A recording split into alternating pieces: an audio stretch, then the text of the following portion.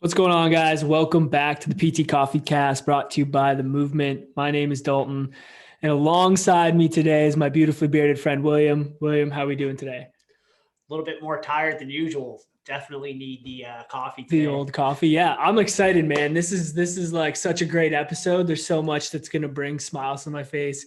You're back. You had your kid. Dallas is in the world. He's doing well.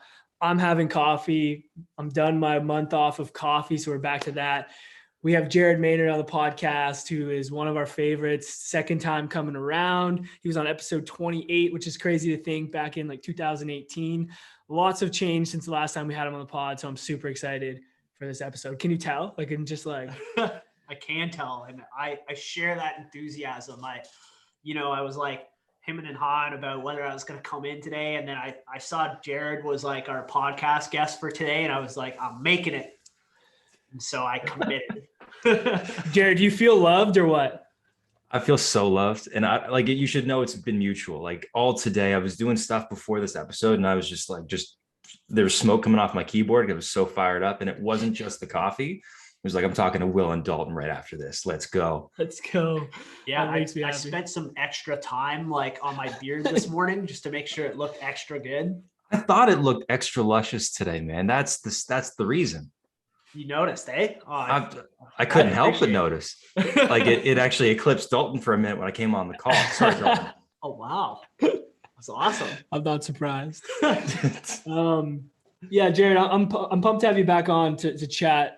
For those maybe who don't know you or haven't listened to like your last episode, give them the little Coles Note version of who you are. All right. So I am Jared. I'm a physical therapist out here in the Waterloo, Ontario-ish region. I am not working in the clinic anymore because I'm full-time digitally with my business, Unbreakable Strength, as well as being involved with the Honey Badger Project, which is business coaching for health and wellness professionals, and also with Clinical Athlete. So gone full bore with all those things. As of this summer, early August was when I made the full shift, and it's been a long time coming. So that's what I keep busy with these days. And it's awesome. It's challenging, but a good challenging. And yeah, I'm excited. I'm glad we get to chat again because I was thinking about how long it's been since the first time, and it's been a minute. Yeah. And are you picking any heavy things up or? Always, man. That's my therapy. It keeps me grounded. Actually, just outside the door, I've got my gym space. We moved about, a month and a half ago now. And this place was particularly nice because I had this area, this room that gets to double as the office, but then just outside is my gym. So like the bottom floor of the house is my domain through the day. And it's awesome. Got its own bathroom. We're good. We're cooking. Love it. Now, how long have you been a physio for, Jared? Remind me. Started practicing 2015. 2015. So coming up 6 years, I guess now. Yeah. And one thing, I mean, I want to talk about the digital world and stuff. Thinking back to 2015, did you ever imagine that like your complete career would be digital? Not a chance, man. Back in 2015, so coming fresh out of school, the goal for me was always outpatient orthopedics, private practice. Like I wanted to do something in the realm of sports. I knew I liked lifting, with my own journey from lifting for football and then more bodybuilding focus and then finding powerlifting. So I really enjoyed that aspect and learning more about it. But I always saw myself in a clinic doing the typical thing that most of us think of when it comes to orthopedics. And to be really clear, like I think that's awesome. I really enjoyed that for a good long time. But yeah, it's wild to think about what things are like now for me, and not just for me, but other people too, compared to what I was anticipating in 2015. So it's there's a lot that can happen in 6 years. I'm really happy for you that you were able to, get to this point, because I remember us talking a while ago, probably like, I don't know, 2 years ago, maybe. And just about like how you had this kind of vision. I wondered because there was a change, like I noticed it where it just seemed like you were way more dialed in terms of like your vision and stuff. Like what changed for you that allowed you to go into that digital space and create your own business? Yeah, that's a great question. So backstory as part of the answer there. So I've been coaching on a very small scale since 2016. Roster was always really, really small. It was very much a side hustle. I had no idea what the hell I was doing when it came to like building a business. So, just had a few people who were paying me for coaching, and that was cool. And then early 2020, when things popped off with lockdown, stuff like that, excuse me, my clinic closed down for a while. And I know I'm not unique in that. A lot of people went through that. But it was in that time where it was being at the mercy of the lockdowns, not being able to work in the clinic, coupled with having two particular people who I knew. One of them I knew better than the other, who were very clear examples of building successful digital businesses, both in the rehab field. And one of them was Frank Benedetto, founder or co-founder of the Honey Badger Project. I know him a lot better now than I used to, but at the time I knew of him kind of secondhand through people like Zach Gabor, and through the other main guy came to mind, John Flagg. I knew John a lot better, one of my close friends. So what he did with Rebuild Stronger, his business, and how he went full bore digital into Rebuild Stronger in, I believe it was September of the year prior, before things got crazy. So I got on a call with John and I picked his brain just to find out more about what that process looked like, because he was in the clinic before that, as well as building Rebuild Stronger. And I just wanted to get clarity, like what that journey looked like for him, why he chose it. And really, I wanted to know that to figure out if this is something that I could do or wanted to do. And I came to the conclusion that I did, because not only did I want a little bit more freedom and flexibility in terms of being able to work and not necessarily be as bound by what was going on at the time where my clinic was closed, but also wanting to have more freedom to spend time with my family, because we've got 3 girls under 4 years old, because we kicked things off with twins. So that got fun fast. And I wouldn't trade it, but I really wanted to make sure that I wasn't just existing at the clinic and, doing a little bit of business work and missing a bunch of time in between. And that was really what put it over the edge for me, with the concrete examples of how this was possible and what that looked like for John and Frank. So that's what prompted me to get involved with the Honey Badger Project as a client first. And that was really what kicked off this whole shift for me, where it really has been transformative, obviously for my business and for me as a business owner and as a coach and clinician, but even broader than that, like just as a whole person, it's not any exaggeration to say it's been absolutely life-changing so far. So there's my long answer to your question. Was it something like your content changed? Yeah. How did it change? Yeah. The best way to say it is it went from being a hodgepodge of mostly a training log for me, which was, if I'm honest, it was more for vanity than anything, right? It was felt good to get the likes, and like maybe there was an informative post here or there in the captions, but it was really just kind of a mashup of stuff. Once I made the decision that I wanted to scale up Unbreakable, the fundamental shift had to be that suddenly the social media account was a tool that I used to reach the people that I wanted to work with. And it really had to be about them and not about me anymore. And it doesn't mean that I don't post personal stuff, like I do. You guys see that all the time. But the shift was more diving in. I did a lot of legwork on the back end to get clear on who I wanted to work with, what that kind of person looked like, what their problems were, what were the challenges they were dealing with, what were their aspirations, what do they actually want.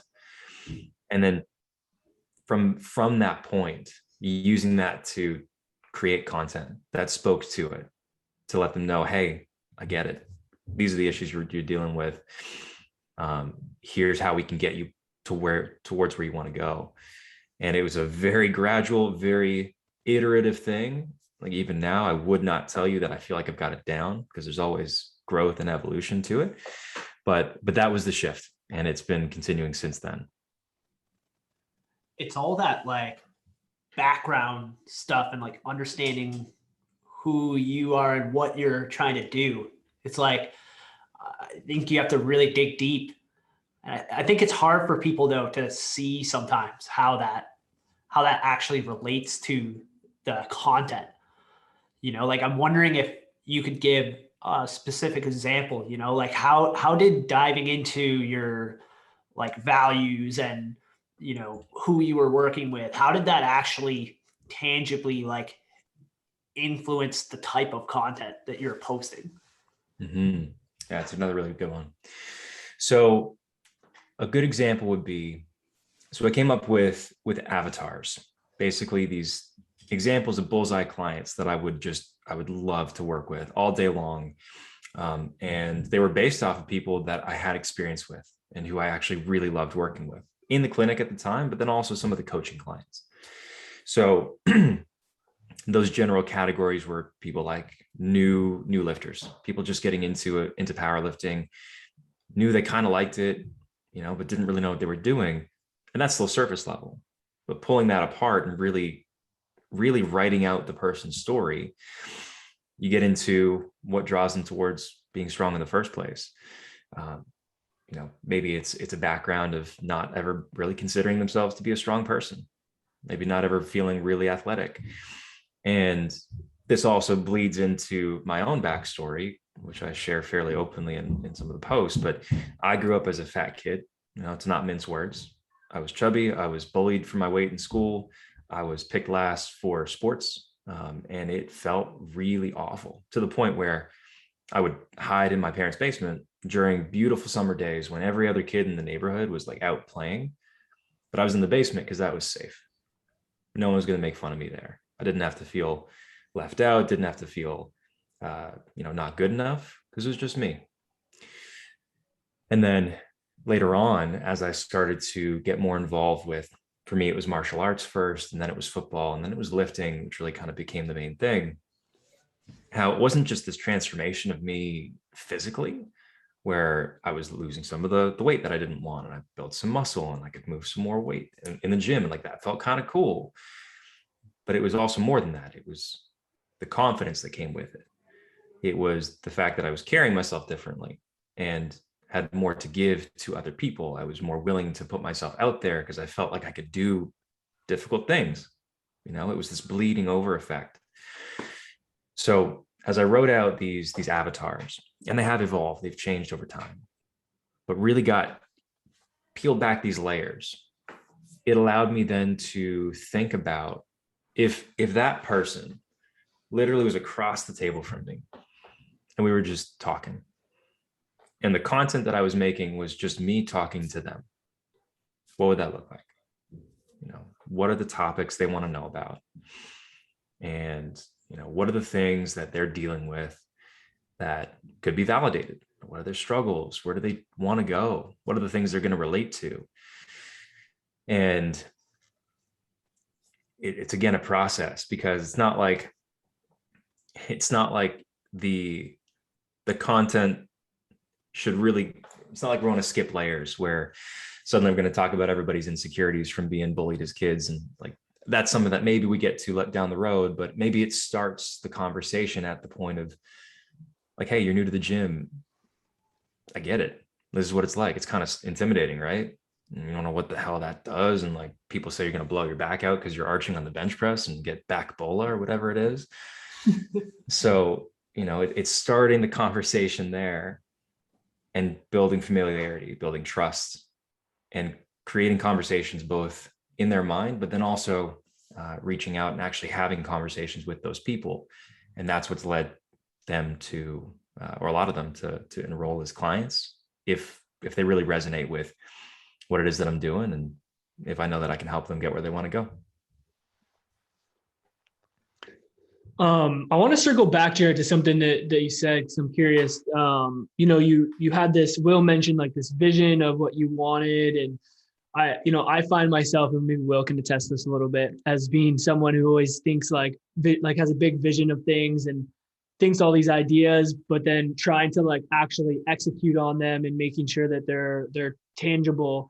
can be challenging sometimes. And I'm wondering what about like whether it was Honey Badger Project or whether it was like some of your own kind of development, like what allowed you to take that vision that you have with what you're doing right now and start to make it like like an actual tangible thing to launch the business?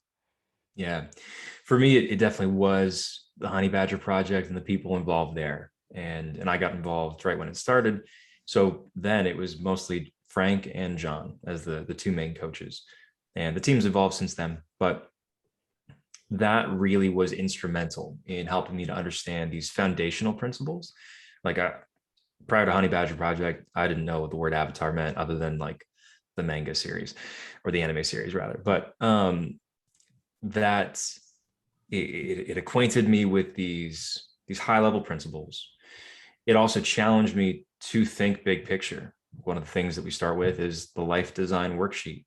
And that's usually around, what do you want your life to look like in the next 1 to 3 years? That was really hard for me to do, like harder than I would have figured it was, because I was used to how things were in terms of my schedule, in terms of how life looked like. It was difficult to try to expand that and think outside the box and see what I wanted it to be versus just what it was. But starting there and then being acquainted with those higher level concepts and then distilling it down into these tactical, actionable steps of like, all right, figure out your avatars and then dive deep into their problems and solutions or their aspirations rather, and then figure out how you're going to solve those problems for them. What are the actionable things? What are the theoretical solutions? And then what can you create? Like, how can you package this in some way, shape, or form? And it was a stepwise approach that took it from that high level to something actionable. But it needed to be in that order, because if it wasn't, I wouldn't have done the necessary work to get clear enough on who it was that I wanted to work with, and wouldn't have the basis to then draw from in making the coaching service what they needed, or drawing from that to create the content that would actually get their attention and speak to where they're at. So yeah, longer way of saying that Honey Badger for me really bridged the gap and gave me what I needed in big picture vision, as well as actionable, like tactical here and now steps. It's cool because I think digital is a lot different from like having a brick and mortar sort of thing, because you can get that specific, right? Where like, if you're in like, where we have to be a little bit more broad because it's just like, there's only so many people right around, right? Whereas like when you're a digital business, you can get exactly the type of person that you want to work with. Have you found that? Definitely. Yeah. And you're exactly right, where depending on the situation, whether you're brick and mortar or shoot, even if you're digital, but you kind of like having that generalist vibe to you, you like having the difference or the variability, maybe, totally cool. The challenge is making your messaging, like as you're creating content or putting things out to try to attract people, making it specific enough so that it actually speaks to the people that you care about. Because the old saying exists: if you speak to everybody, you're speaking to nobody, because we're all getting bombarded with messages all day long. And if it's too blah or not specific enough, we're not paying attention to it. But yeah, to your point, Will, definitely you can attract the people that you want to. And another thing from Honey Badger that I love is this idea of a dartboard, where you might have your center bullseye client, like, give me that all day. I'm just like on cloud 9. I want to work with that person. And then maybe you get another person who's not exactly like that, but close enough where it's still pretty fun. And there are different levels to that. And you get to decide how far out from that center bullseye you actually want to go. Or maybe there's somebody you can't help, doesn't quite feel right, doesn't feel like the kind of person that you would be able to give your all to. And then maybe it's the best move, for that person to actually have you say, hey, you know what? I think I could help you, but I know this other person. He's bearded and he takes good care of it. And I know he could take care of you. Let me set up a conversation, So you do get that ability to attract people you want to and choose who you want to work with and do a good job with. I'm sure the bearded person you're referring to is myself. Absolutely. Well, you think I was talking about Will? Oh, come on. Do you have something? Yeah, I was gonna ask, like, because one of your reasons for getting into this was like the lifestyle of it, right? The ability Mhm. to be with your family more and stuff like that. I'm genuinely interested to hear about what your day to day is like now. Like how many clients are you working with? If you're comfortable with sharing that, like what's the average day look like in Jared land? Yeah, happy to share all that. So in terms of what my week looks like, the different days can vary a little bit in terms of focus. The constants are there's some time blocked out to check in on my clients, make sure that there are messages that I've got from them that I'm responding to them. They got an issue, then I'm responding to that and working with them to make sure they're taken care of. Because that's a key thing for me is people that I'm working with, I want them to really know and feel like I'm there for them no matter what. So yeah, that's a part of every day. Sometime on social media, really messaging people who are messaging me or interacting with the content more than anything to see if they are looking for any sort of help and if they're a match for what I'm doing. And yeah, if that's the case, then I've got time blocked out that I can hop on the phone and further see if we're a good fit. Then other days are focused on content creation, kind of big picture vision stuff, writing out captions and editing all that stuff, because that is a part of the funnel, how I get people to come into the business. And like Fridays, I've got time blocked out mostly for clinical athlete work and the projects we have there. Also, I'm involved now with the Honey Badger project as a coach, which is kind of cool. It's a full circle moment for me. So there's time to either lead some of these bigger calls for the group or to go into our Slack community, answer questions there. So that's all that. I'm working on getting my total number of hours down through the week. It is down compared to what it was when I was in the clinic and doing all this, but working on really streamlining the system so that I can still have things move along, but have more time still with the family. Speaking of that, though, I do have time now blocked off for family time. On a few of these days, I've got a date night Thursday nights with my wife, which is something that we didn't have regularly before. And it's not like it's perfect. I want to make sure I get that clear to anybody listening. It's far from perfect, but it's miles ahead of where I used to be, and I have the freedom now to build on it. So in terms of number of clients that I'm working with, it's usually hovering around 40 to 45, give or take, and working on scaling it up a little bit more as I'm able to. But that's an overview of how a week in Jared land typically works. The thing that I love about, what you're doing, Jared, is like, it gives like the, the job of a physiotherapist, like so many more options, like we've already as a profession are quite wide with like being able to work in different environments like hospitals, neuro clinics, that kind of stuff. But I think this digital space is such a cool opportunity for new physios or physios looking for another opportunity to have a successful career in a different way and in a fulfilling way, looking at what you do, from programming for the type of athletes you want to work with, to working for clinical athlete, to now working for Honey Badger. It's just like laying kind of a new foundation for how we can use our skills as physical therapists, and then also the other skills that you've learned along the way to create a career. So I feel like that's cool, one, to see from our perspective, but also for like new students and new grads coming out. Totally, man. I appreciate you saying that. And that's really one of the things that's grown more and more important to me as well. Because to be very, very clear, what I'm doing is not necessarily for everybody. So people don't want anything to do with it. And that has to do with different factors. And that is totally cool. There's zero judgment for me. And I can speak for the rest of the Honey Badger team too. Like, that's totally fine. But I think it's important, especially in our career or in our field, where burnout is so crazy high, and the time span or the churn is way higher than I ever would have thought, because I didn't think about this before PT school, and not like it necessarily would have changed my choice of career.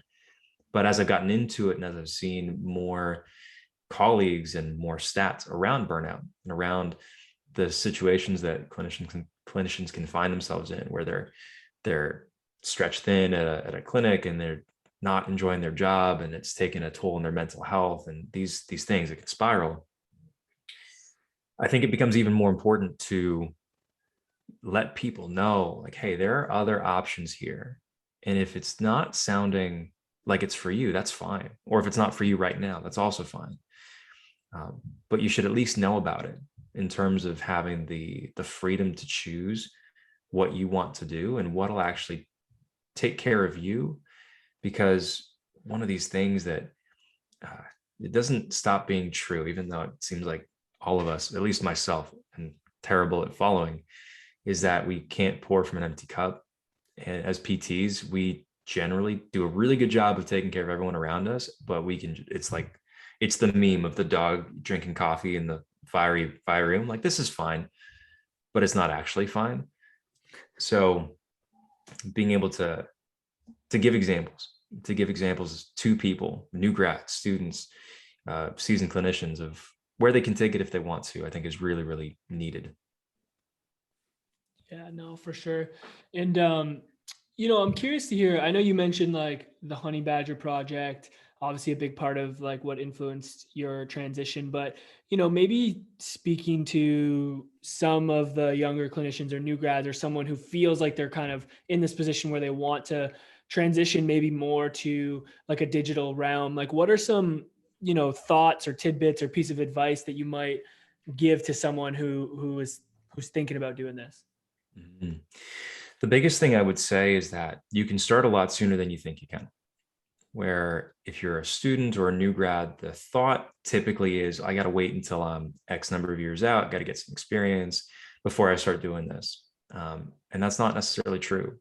We have right now, and we've had a track record of a bunch of students. I actually don't know the number of them, but it's in the dozens likely, of students and new grads who have decided they wanted to start a business or scale an existing one to serve a niche that they care about.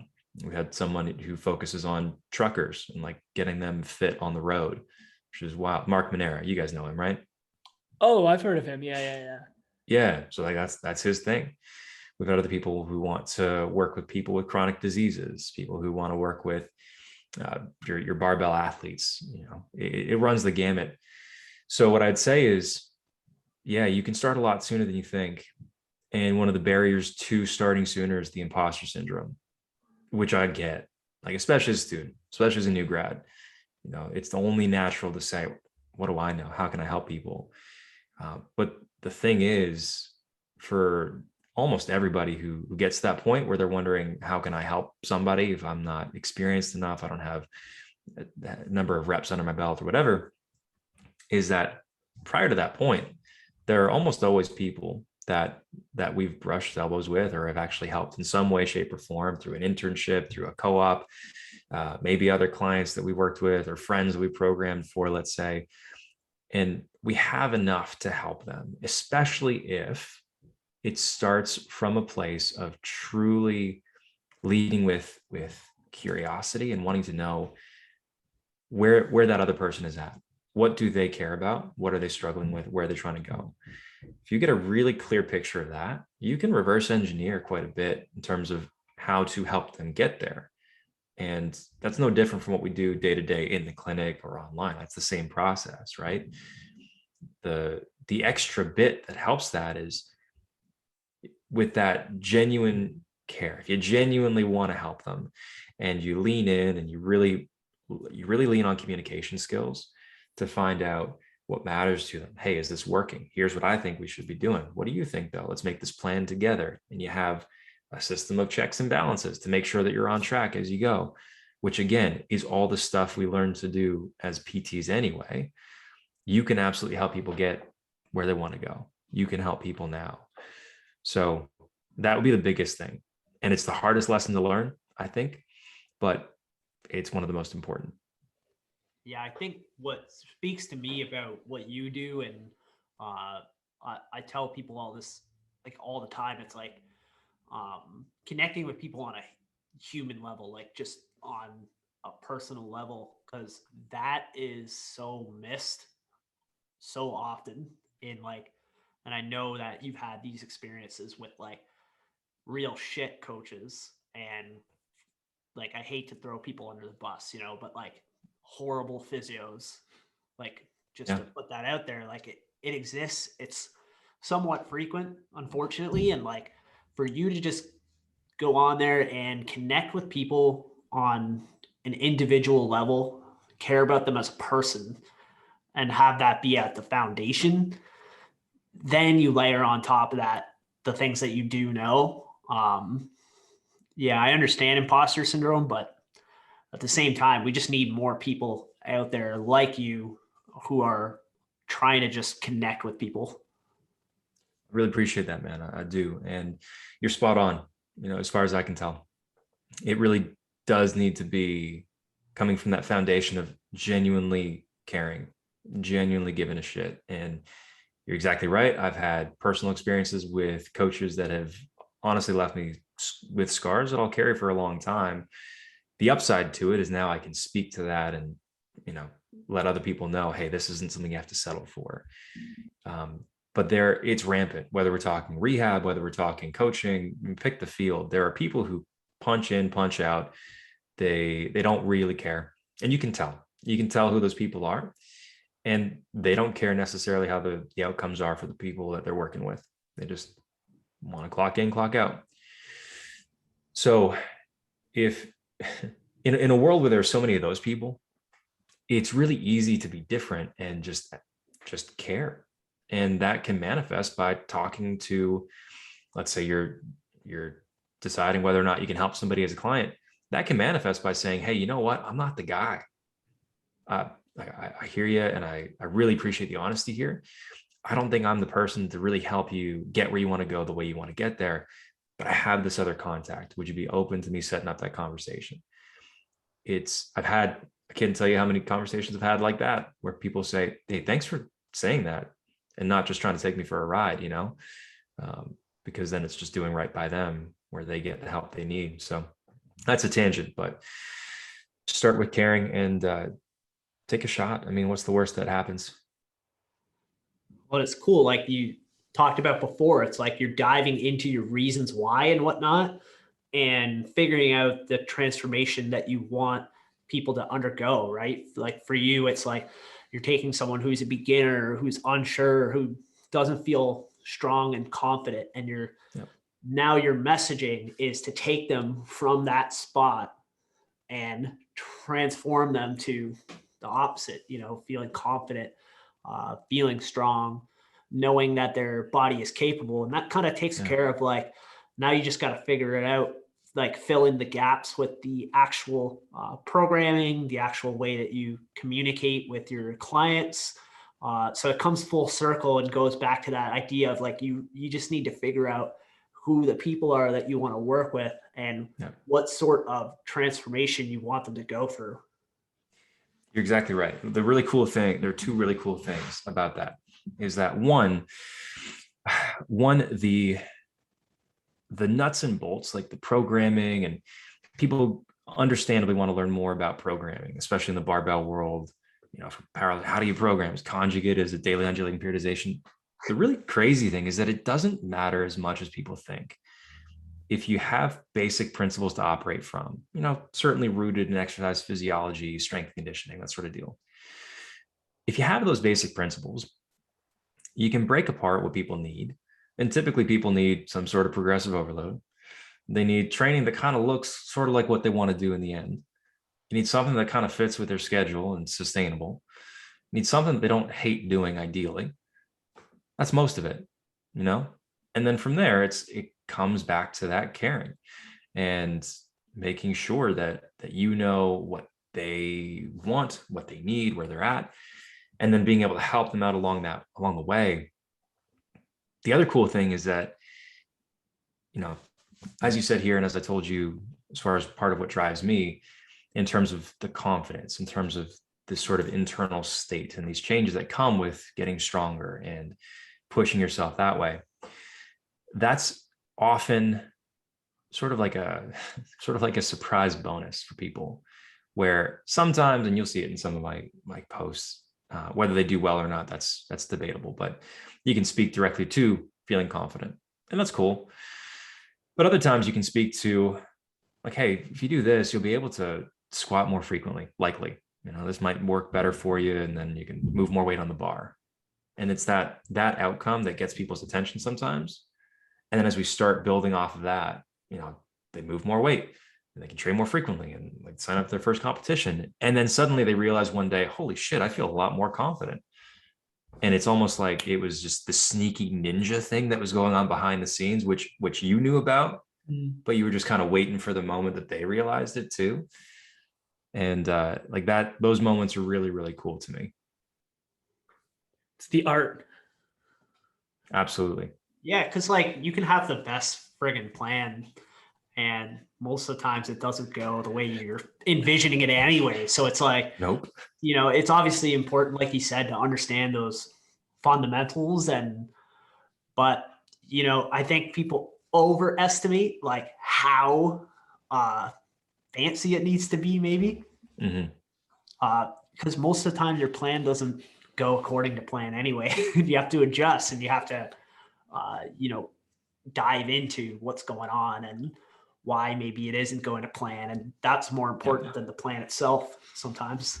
You got it, man. At the end of the day, we're always working with people, so being able to work with people and have that trust, have that relationship where it's comfortable to bring forward these reviews of, hey, I think this is working really well, or I think this is a stupid ass plan, we need to change it, but being able to do it in a constructive way and make sure that there's that belief on their end that, hey, this is going to work for me. This can work. This is the right plan. And if it doesn't, here's how we're going to know, because that's what gives people to, there's the old phrase, the buy-in, right? And I know people have love-hate relationship with it, but that belief in the plan is critical. And because that drives the effort they put into it, and then that drives the outcomes. So, that's not feel good kind of woo-woo stuff. Like that's the real deal.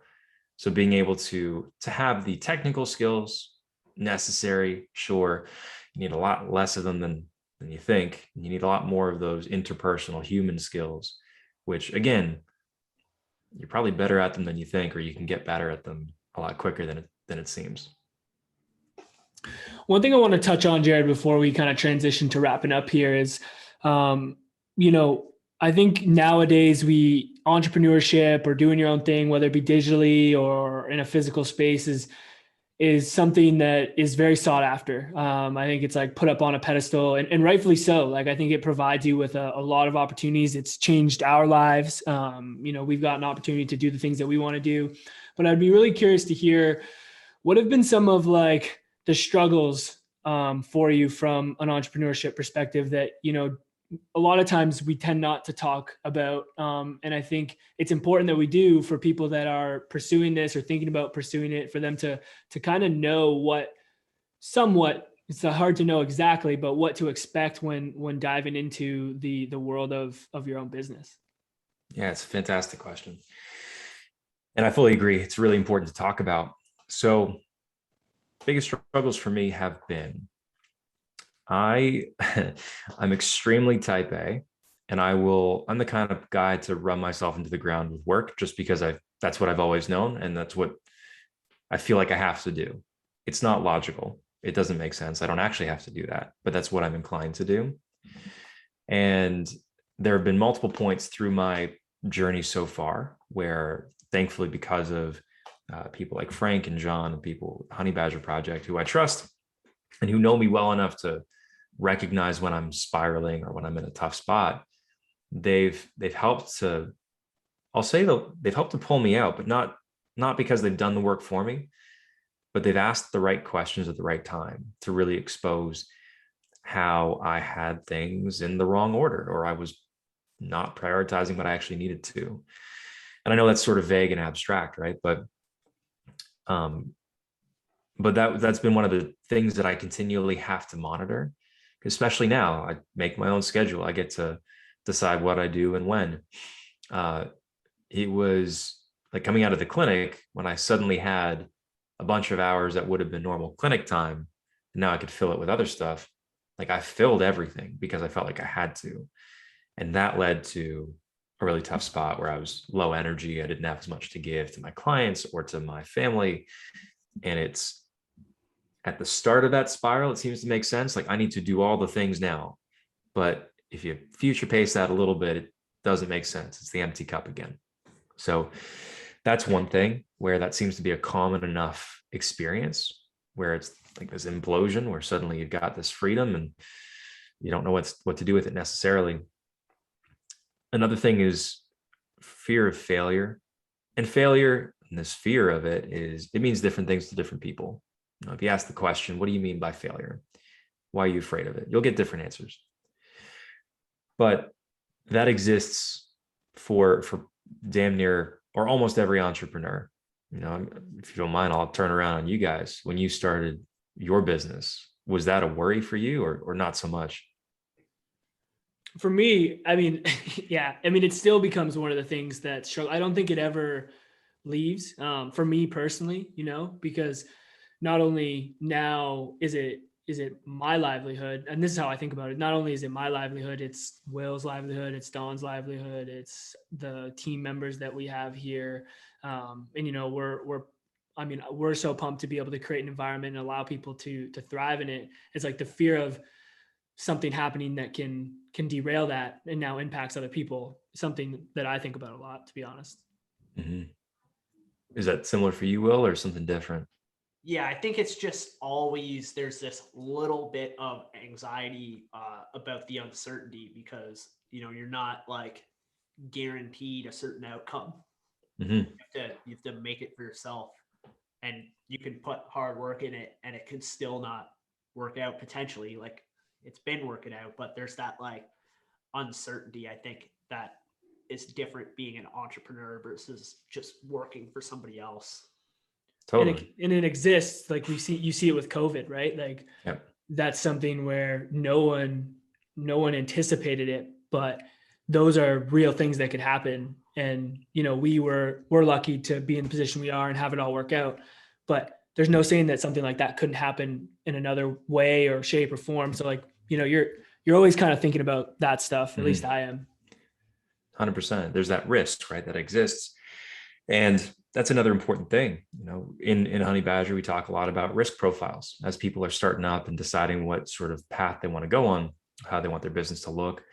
And there's no answer that anyone can give other than the person who's considering this. You know, I couldn't tell Will what his risk profile is. He'd have to tell me, right? But there are things that he could consider and decide what makes sense. So that's another thing to be mindful of as if people are thinking about the entrepreneurial lifestyle. The other thing though is that, as you said, Dalton, like the risk exists for these crazy things to happen, even if you work for somebody else. And there is certainly it's a different situation in terms of security, in terms of predictability.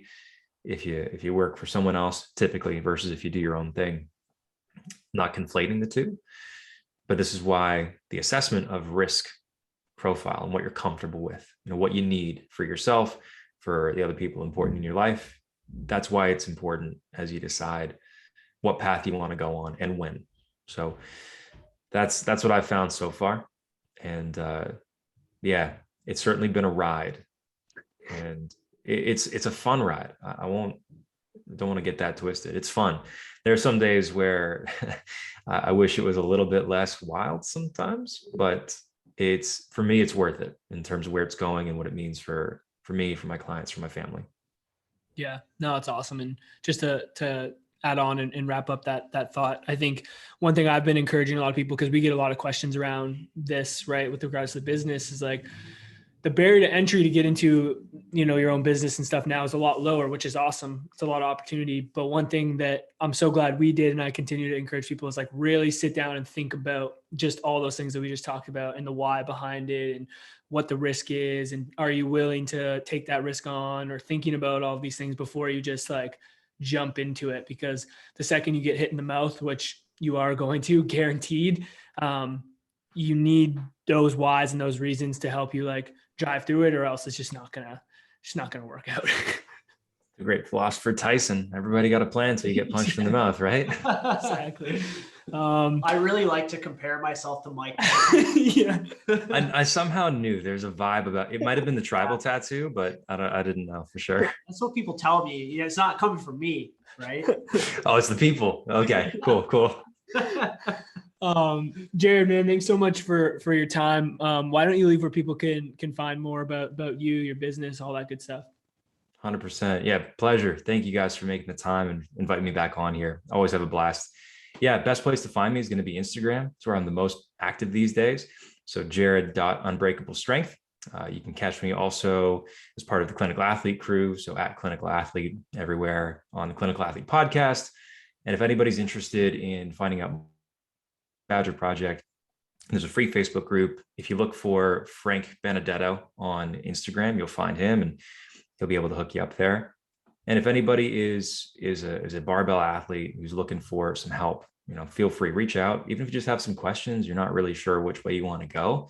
I'm always looking to have conversations. If I can help, I'll tell you. If I can't, I know some people. Some of them are bearded, some of them are not. They're all fantastic. So I'll hook you up. Oh, I love it. Jared, thanks so much, man. I can't wait till we get you down here to see the space and have you just lift all the weight that we have here, just like throw it all in the bar and just have you back squat it. That's going to be what's going to happen when you come down, but I'm looking forward to it, man. Yes, it absolutely has to happen. I know we've been waiting on it for a bit. We'll make it happen for sure. Love it.